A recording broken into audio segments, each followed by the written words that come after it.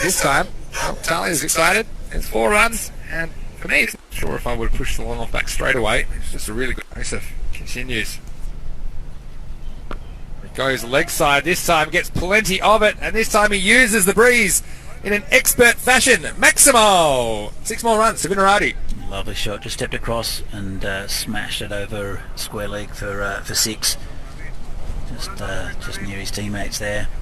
And wasn't too much wrong with the ball. Just dragged across from off stump and hit with the wind. Yeah, that's the other thing about this tactic. You mentioned it, but I mean, also gives the batsman some immunity, I think, because the LBW is pretty unlikely from that angle. They can step across and have a free swing of the bat on the leg side and use the breeze to their advantage. It's exactly what Heinrich did on that occasion. And 4 and 6 off the last 2 balls. Here's the last ball of the 7th.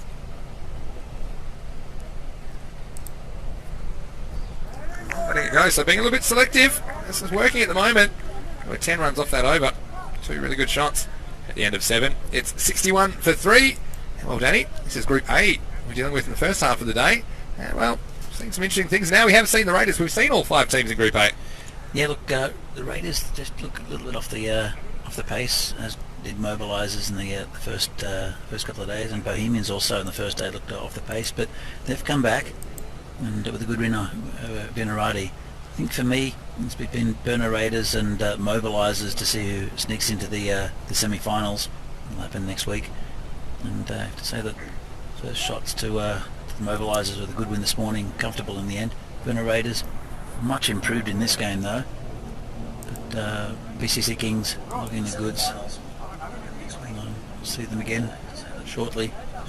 Yeah, Kings. You mentioned the finals. Actually, the top 4 will qualify, so the bottom team will be eliminated from the tournament after the double round robin phase is over, after 40 matches.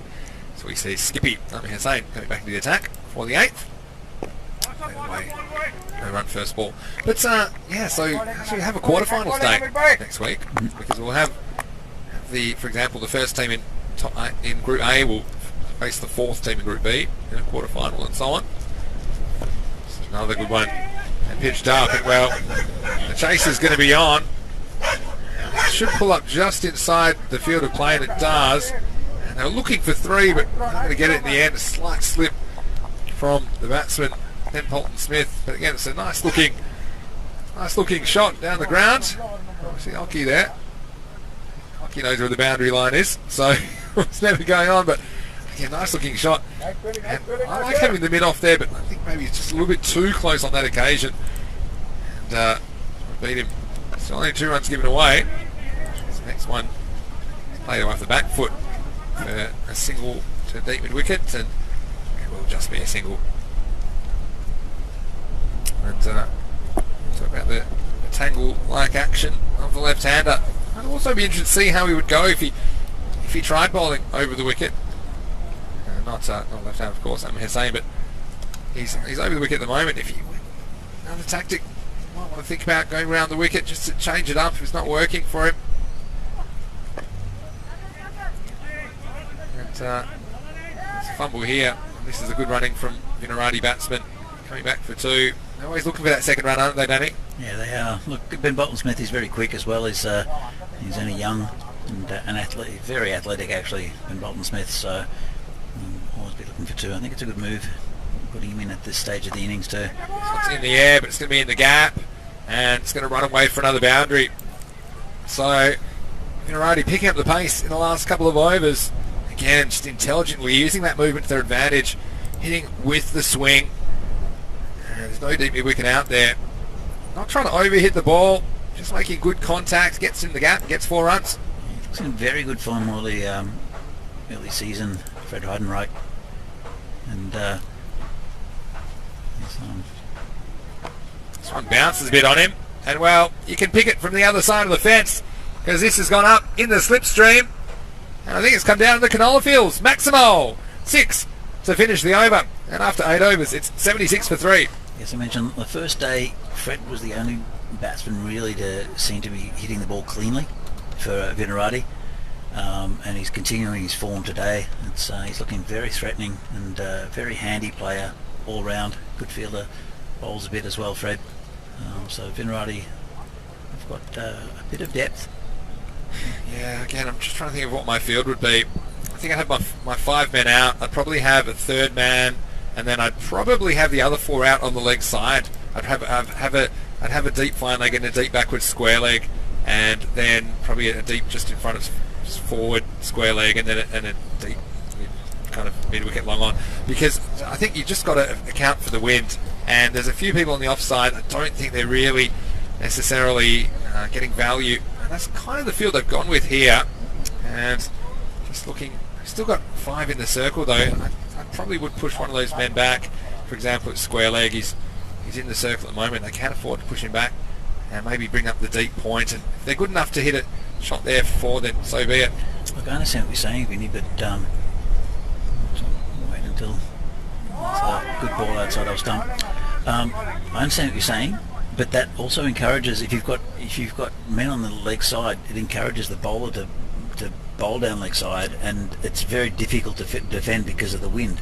Yeah. So I think you can still bowl an off stump line. You don't often see those shots hit for 4 on the offside. So if it gets through the field, then you can succeed 1 or 2. Come back to that in a second.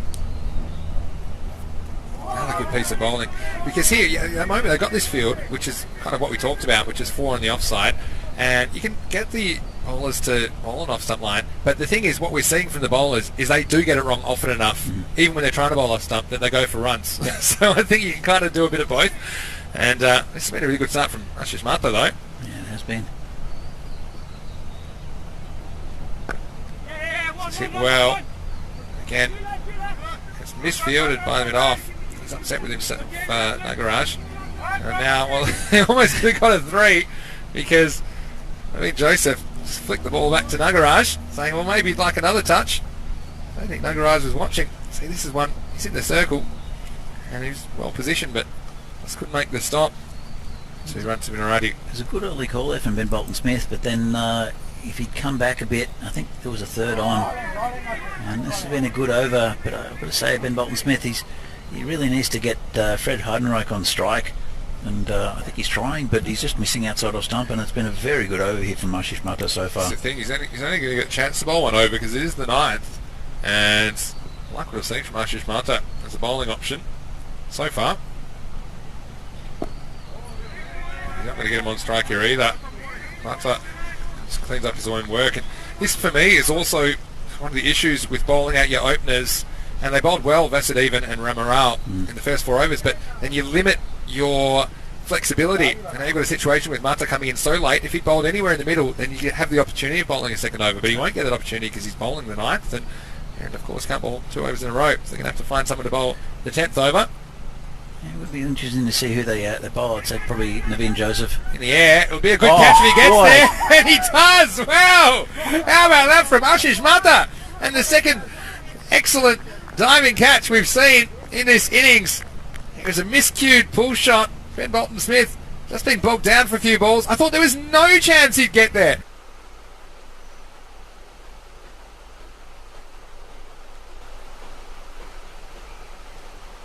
Watch him go full stretch.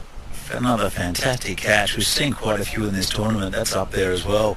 It'll be interesting to see. I think classic catch compilation will be fantastic to see what the... It'll be a long one. God, it will be. There's been 2 great ones already today.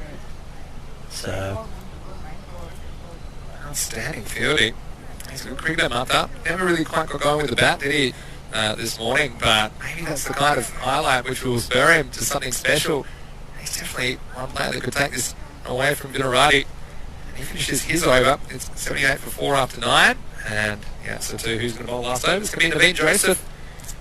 And there were 10 runs off his first over. I tell you what though, Vinarati have gone easy, I think, because they've got some big guns in the shed still, in Chris Pearce, Asha Hayat, Weta Hasha, and they're giving people a bat, I think. It should be a run out. Missed it. It's also kind of a bit lazy from the bowler. He had time if he'd rush back to the stump. The little underarm flick was on because Yash went with the hit, didn't he? You can see here the bowler was nowhere to be seen, so the fielder had to have a go. It all happened very quickly. I'll go down as a single. Score 79. it is a good single that brings Fred back on strike. He's most likely to get some more runs. Ben Joseph beats the bat. Now they're not going to take a run this time. Obviously, Heidenreich fancies himself as the man to get these precious extra few runs at the end of this inning.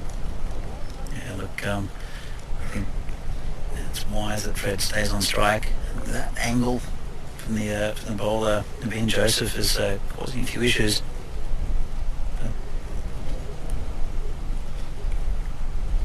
It's an interesting contest. No way that Ray's batted. Ray's out of it at this stage. Goes after this one, gets plenty of it, and once again the decision is justified for Heidenreich to keep the strike. Maximo! 6 runs, and that was a big one over in wicket. That was huge, and yeah, look, as I said, Fred is the likely one to get a few more runs here. It's not